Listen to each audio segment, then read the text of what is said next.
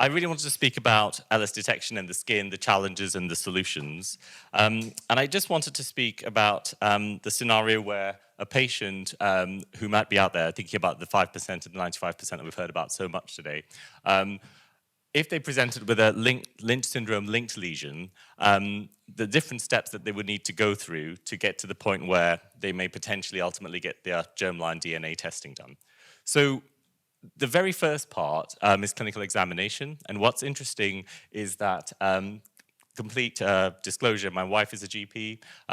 When this is meant to be happening in primary care, currently access to primary care is terrible, as many people will tell me. And increasingly, people don't end up primarily seeing GPs.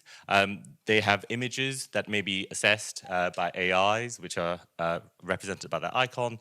There are tiers in primary care. There are physician assistants that are part of the process. And so there are a few steps before you get to a clinical examination. Okay, so that is the first part of the journey.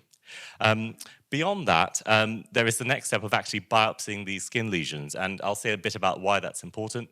This is Dr. Emma Craythorne. Some of you will recognize her from the Bad Skin Clinic.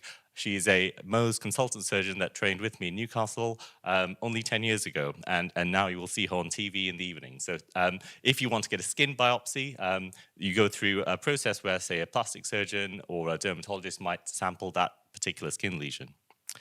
The next step is that lesion is read by a pathologist on a slide, and they make the call of this particular type of skin tumor. And then after that, there is the opportunity to have a test done on that to see whether mismatch repair proteins are retained or an MSI score is possible. And this is Richard Gallen, icon of all things MSI in the north, apart after John, of course.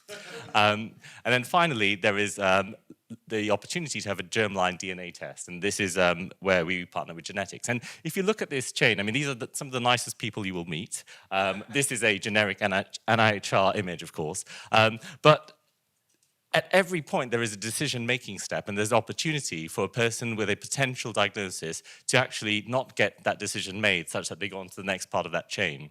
And I'm putting this out there because when we're trying to change the way this pipeline works, there are some areas where we can have greater effect and some where we can have less, and it's great to share that with you.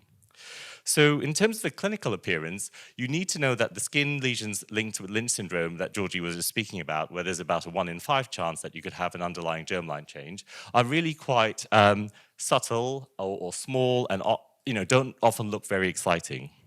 And the reality is that if you look at these Lynch-related skin lesions that come from the hair follicle, they sit in this larger group of skin adnexal tumors that look like little bumps in the skin that don't do very much, but really the pathologists make the call when they diagnose them. And as clinicians across a range of specialties, including dermatology, we only get those diagnoses right about 1 in 4 times. The rest of the time on our pathology form, we think it could be something else or we're not sure. So the likelihood across medicine for someone to come along and say, that's obviously a sebaceous adenoma, is low. And so that is a challenge in the process. Also, overall, these tumors are rare, and so people don't see them often. They're not going to be primed or trained to do that. If you say, oh, well, but an AI can do that, currently when they're training AI to recognize different skin patterns, the difficulty is many of these rare data sets don't even make it into the system. So they're unlikely to be able to call some of these lesions. We see a scenario where for every 1 sebaceous carcinoma that we get in the Northeast, this was a study of about 120,000 cases that go through all our skin systems over 5 years. For every single sebaceous carcinoma you might get, there are about 3 benign sebaceous lesions that could also be linked. So the next part in the chain is this scenario in pathology, and here there's a very good chance that a diagnosis will be made because the appearances under the microscopes of the pathologists are very distinctive, and so they do really stand out. The next part is the testing of these, and here we are in a difficult position because there is the need to apply clinical scores on whether or not some of these samples can be tested currently. And as I've told you, across that whole change of people, they don't all really talk to each other. They're not on the same WhatsApp group. So they're not going to be able to exchange whether or not, some of those things feed backwards and forwards. And, if they suddenly say, but what's the family history? This is a pathologist looking down a microscope slide and doesn't have the number of the geneticist to, get that information if it was there. And then finally, there is this point where you can do a blood test at the end. And again, here what's opened up is this opportunity to do genetic testing outside clinical genetics. And I'm an advocate for this in dermatology. Beyond the skin lesions that I've told you about, we know with, say, sebaceous carcinoma, we see about 120 in England, over 60 million people that go through our system every year. We probably see about 500 sebaceous tumors which are benign by some of the ratios we've already got.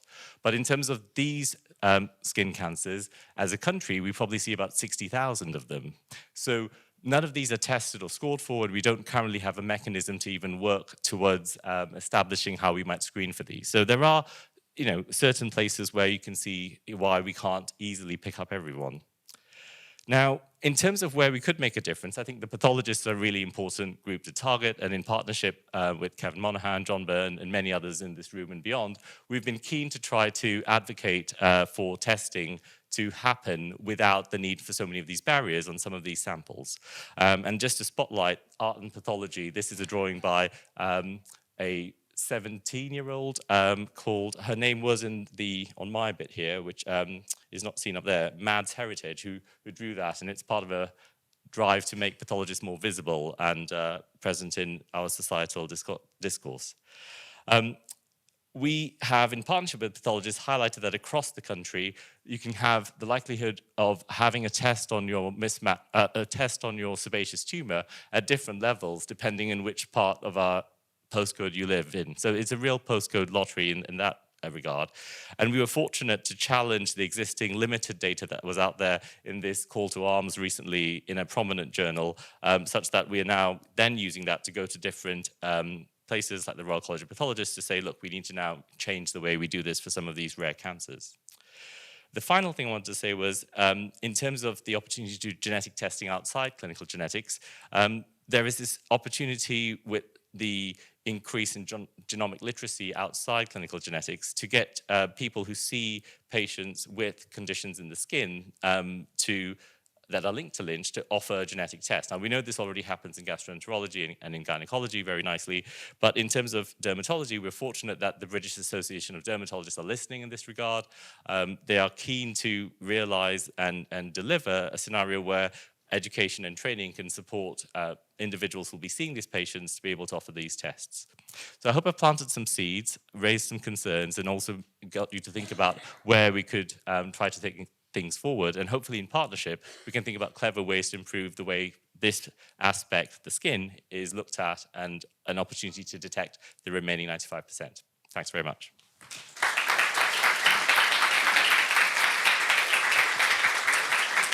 We've got time.